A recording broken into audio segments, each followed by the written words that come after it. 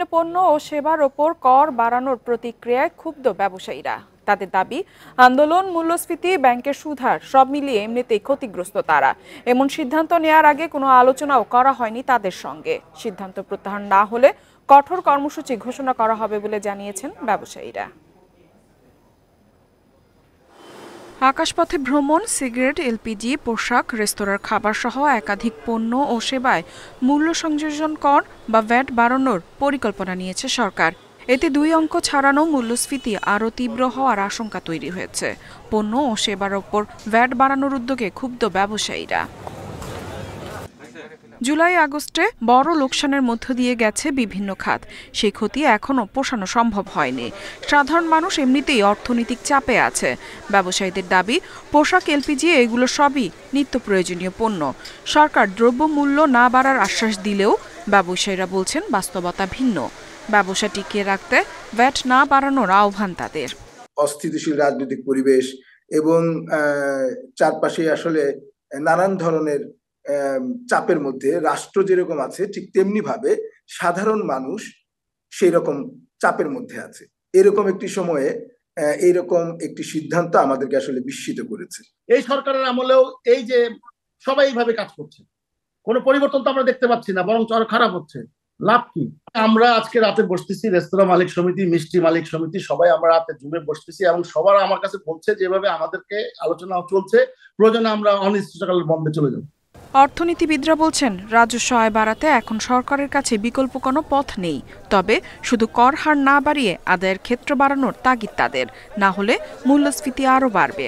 কিভাবে ট্যাক্স নেটটা বাড়াতে পারি, প্লাস হচ্ছে এই যে টপ 10% যারা টোটাল 80% অ্যাসেটে তাদের হাতের মধ্যে আছে, তো সেটাকে আমরা কিভাবে আসলে এই রেভিনিউ তাদের কাছ থেকে কিভাবে রেভিনিউ আদায়টা আরো বাড়ানো যেতে পারে, যে ডিরেক্ট ট্যাক্সের যে ব্যাপারটা আছে। আইএমএফ এর পরামর্শে মূসক বা ভ্যাট ও সম্পূরক শুল্ক আইনে কিছু সংশোধন আনতে যাচ্ছে সরকার।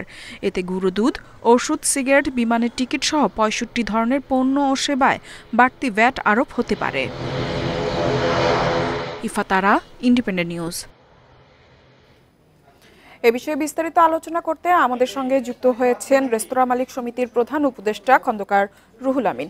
রুহুল আমিন, আপনাকে স্বাগত জানাচ্ছি অর্থনীতি সারাদিনে। আপনার কাছে শুরুতেই জানতে চাইবো, আমরা গতকালকে যে সিদ্ধান্তটি দেখলাম, বেশ কিছু সেবা এবং পণ্যের উপর ভ্যাট বসানো হচ্ছে, এই ভ্যাট বসানোর আগে আপনাদের সাথে কি কোনো আলোচনা করা হয়েছিল? আপনাকে ধন্যবাদ। অ্যাকচুয়ালি আমরা তো নিউজ দেখলাম, প্রকৃতপক্ষে আমাদের সাথে কোনো আলাপ আলোচনা করা হয়নি এবং অত্যন্ত দুঃখের বিষয় এটা, কারণ এখন তো একটা ক্রান্তিকাল চলছে সরকারের, এবং এটা সরকার বুঝছে কিনা যে সরকারকে অস্থিতিশীল করার জন্য, সরকারকে ফেলিউর করার জন্য অনেকে অনেকভাবে হয়তো চাপ দিচ্ছে বা বুঝাচ্ছে, কিন্তু এইটা সরকারের বোঝা দরকার। এখানে আইএমএফ এর কথাটা আসছে, আইএমএফ যে জিনিসটা বলতে চাচ্ছি যে তারা তো আরোপ করতে চাবেই, কিন্তু নিজস্ব একটা স্বকীয়তা থাকবে।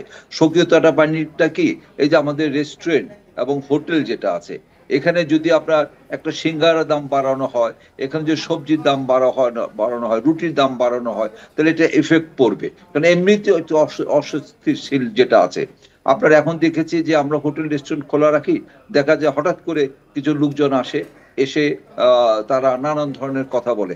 এবং কালকে আমাদের পাশে একটি হোটেল আছে, তারা সামহাও প্রথম থেকে সেখানে গরুর মাংস বিক্রি হয় না, রাজধানী হোটেল, রাজ হোটেল, এখানে তারা কিছু। রুহুল আমিন, আমি আপনার কাছে জানতে চাইবো, এখন যে সিদ্ধান্তটি নেওয়া হয়েছে, এই সিদ্ধান্তের প্রেক্ষিতে আপনাদের পরিকল্পনা কি, আপনাদের কোনো কর্মসূচি রয়েছে কিনা? এবং আপনার কাছে আমি আরেকটি বিষয় জানতে চাইবো, যে পরিমাণে ভ্যাট বাড়ানো হচ্ছে, এতে করে পণ্যের দাম কি পরিমাণে বাড়তে পারে?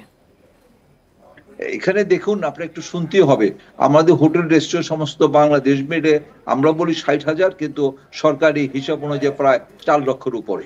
এখানে প্রতিদিনই কিন্তু আমাদের যে ক্রেতাদের সাথে আদান প্রদান হয়, মতের আদান প্রদান হয়, প্রায় 4 থেকে 5 কোটি লোক এভরিডে। সুতরাং এখানে যদি আপনার 15% প্রত্যেকটা জিনিস বাড়ানো হয়, তাহলে কিন্তু ডাইরেক্ট এফেক্ট হবে। এবং এখানে অনেকে ভ্যাট দিতে চায় না, ভ্যাট না দিয়ে তারা অন্য জায়গায় চলে যায়। এই জিনিসটা কি হবে, আমাদের সাথে মানে ক্রেতাদের একটা ভুল বুঝাবুঝি হবে, হাতাহাতি হবে, গন্ডগোল হবে, ঝামেলা হবে। এটা কিন্তু অটোমেটিক ডাইরেক্ট একজন রিক্সাওয়ালাও কিন্তু আমাদের রেস্টুরেন্টে খেতে আসে। তো এই জন্য শ্রমজীবী মানুষ যারা আছেন প্রতিদিন যারা এখন তো বাসায় কেউ খেতে যায় না, রেস্টুরেন্টে খেতে আসে, কিন্তু এখানে যদি 15% বাড়ানো হয় ডাইরেক্ট এফেক্ট হবে, এটা প্রতিক্রিয়া হবে। পরিপ্রেক্ষিতে আমরা মনে করি যেহেতু আমাদের সাথে মোটে আলাপ আলোচনা করা হয়নি, তখন বাধ্য হয়ে আমরা চেষ্টা করব, হয় আমরা হোটেল রেস্টুরেন্ট বন্ধ করে দিব, নাহলে অন্য ব্যবসাতে যাব, বা দরকার হলে আমরা হোটেল এমনি কোন আন্দোলনে আমাদের মাধ্যমে যেতে হবে। অনেকেই তো আন্দোলনে যাচ্ছে, আমরা তো যাচ্ছি না। কবে নাগাদ আপনাদের কর্মসূচির একটি গাইডলাইন পাবো বলে আশা করতে পারি? সরি, কবে নাগাদ আমরা আপনাদের যে কর্মসূচি রয়েছে সামনের দিন, সেই কর্মসূচির বিষয়ে জানতে পারবো বলে জানতে চাচ্ছি? হ্যাঁ, আমাদের মহাসচিব ইমরান হাসান সাহেব উনি স্পষ্ট বলেছে যে আমরা আমাদের সাথে বসে একটা সিদ্ধান্ত নেব, এবং এই ফুড সেক্টরে আমরা যারা আছি সবাই সম্মিলিতভাবে দরকার হলে আমরা হোটেল রেস্টুরেন্ট বন্ধ করে দিব। কি করব, আমাদের তো বাঁচতে হবে। আমাদের সেই সাধারণ জনগণদের সাথে আপনার মারামারি হাতাহাতি হবে, বা তারা খারাপ ভাবে যে একসময় আপনারা কম রাখছেন আবার হঠাৎ বাড়িয়ে দিচ্ছেন, এমনি তো জিনিসপত্রের দাম বেশি আছে।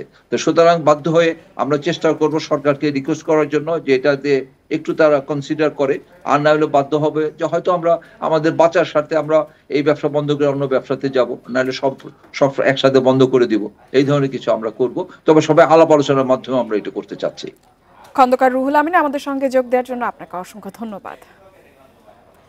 চলে যাচ্ছি পরবর্তী সংবাদে। বছরের প্রথম সপ্তাহেই রাজধানীর বাজারে বাড়তি সব ধরনের চালের দাম কেজিতে বেড়েছে 12 টাকা পর্যন্ত। মিনিকেট 78 থেকে 80 আর নাজিরশাইল চাল বিক্রি হচ্ছে 80 থেকে 86 টাকা কেজিতে। এর কারণ হিসেবে ধানের বাড়তি দামকে দায়ী করছেন বিক্রেতারা।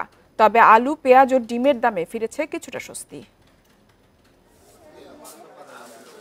মাঠ থেকে ঘরে উঠেছে আমন, আমদানিও ভালো, তারপরও রাজধানীর বাজারে নেই স্বস্তি। সব ধরনের চালের দামই বাড়তি, কেজিতে বেড়েছে 12 টাকা পর্যন্ত। 2 সপ্তাহ আগে যে মিনিকেট চাল ছিল 68 থেকে 75 টাকা, শুক্রবার তা বিক্রি হচ্ছে 78 থেকে 80 টাকা। 70 থেকে 78 টাকার নাজিরশাইলের জন্য এখন গুনতে হচ্ছে 80 থেকে 86 টাকা। আমরা আগে কিনছি 55 টাকা করে 28, এখন 62 টাকা করে 28 কেনা লাগে।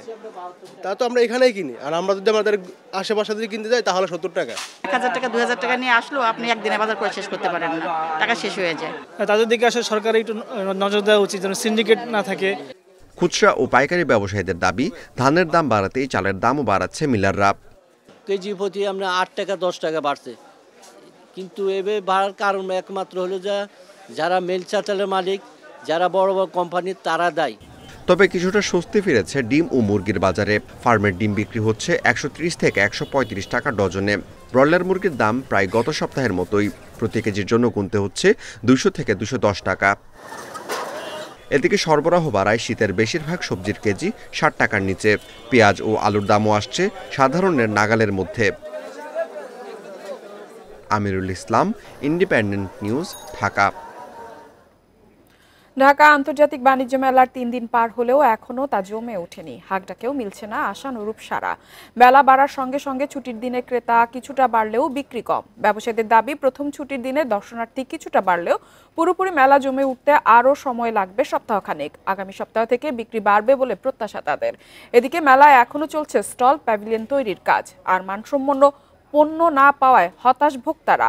29তম ঢাকা আন্তর্জাতিক বাণিজ্য মেলা এবার সাজানো হয়েছে জুলাই ছাত্র আন্দোলন ঘিরে। মাসব্যাপী এ প্রদর্শনী চলবে প্রতিদিন সকাল 10টা থেকে রাত 9টা পর্যন্ত, আর ছুটির দিনে রাত 10টা পর্যন্ত খোলা থাকবে মেলা। আমরা চাচ্ছি সেটা আন্তর্জাতিক মানের কোনো কিছু, ভালো কিছু হোক। তাই আমরা লোকালের মতো যদি এখানে ফ্যাসিলিটি পাই, সেটা তো আর হলো না। কাস্টমার এখন আপনার মোটামুটি আর কি, অত বেশি না। আর যেহেতু শুক্রবার আজকে টুকটাক কাস্টমার আছে, আলহামদুলিল্লাহ, আশা করি ভালো হবে। ঢাকা আন্তর্জাতিক বাণিজ্য মেলার সবশেষ খবর জানাতে আমাদের সঙ্গে যোগ দিচ্ছেন সহকর্মী শাহিদ আহমেদ। শাহিদ, বাণিজ্য মেলায় আজ ছুটির দিন, প্রথম সপ্তাহ, প্রথম ছুটির দিন। মেলার সার্বিক অবস্থা কি? এখন পর্যন্ত মেলা কতটা স্টলগুলো বরাদ্দ হয়েছে এবং স্টলগুলো কতটুকু তৈরি, পুরোপুরি শেষ হয়েছে? আমাদেরকে জানান সবশেষ খবর।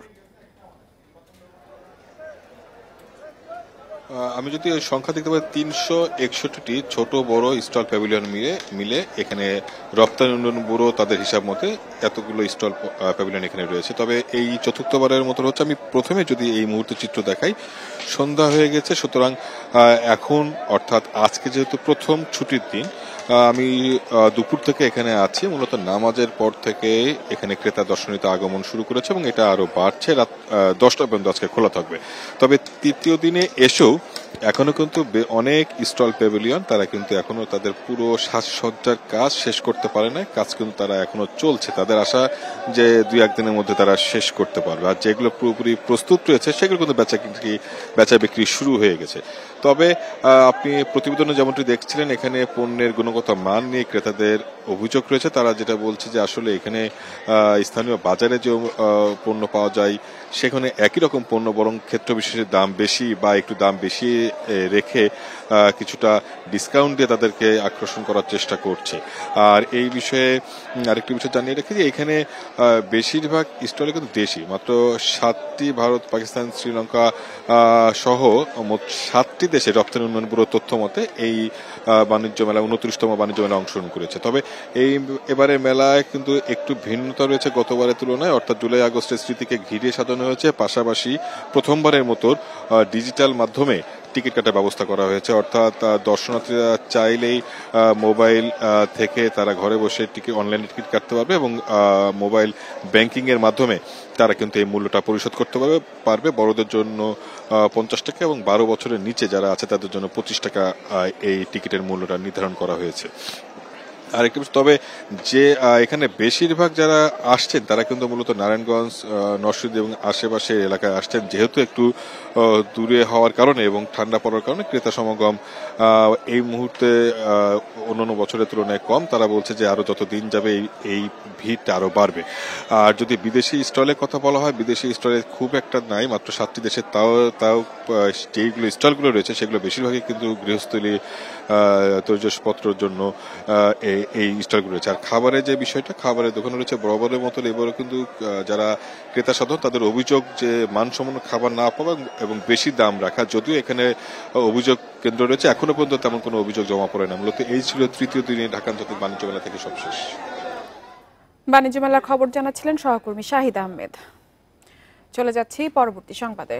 সংকোচনমূলক মুদ্রানীতি আর অর্থনীতির ধীর গতির জেরে বেসরকারি খাতে ব্যাংক ঋণে নিম্নমুখী প্রবণতা অব্যাহত রয়েছে। নভেম্বরে এ হার আরও কমে দাঁড়িয়েছে 7.66%, যা গত 42 মাসের মধ্যে সর্বনিম্ন। এর আগে 2021 সালে করোনার সময় মে মাসে তা নেমে এসেছিল 7.55%।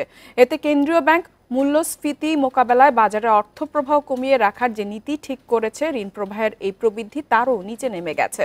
বাংলাদেশ ব্যাংকের সবশেষ পরিসংখ্যানে উঠে এসেছে তথ্য, আওয়ামী লীগ সরকারের পতনের পর নতুন নতুন নীতিমালা, শ্রমিক অসন্তোষ, আইন শৃঙ্খলা পরিস্থিতির অবনতি, ব্যবসায়ীদের নানা মামলায় আসামি করা সহ মূল্যস্ফীতি এবং বিদ্যুৎ ও জ্বালানির ঘাটতি সহ নানা কারণে বিনিয়োগ রয়েছে নিম্নমুখী প্রবণতায়। আর এই ছিল অর্থনীতি সারাদিনের আজকের আয়োজনে। ইন্ডিপেন্ডেন্ট টেলিভিশনের সব খবর আরও জানতে চোখ রাখুন ফেসবুক, ইউটিউব এবং এক্সে। আমন্ত্রণ আমাদের পরবর্তী সংবাদে।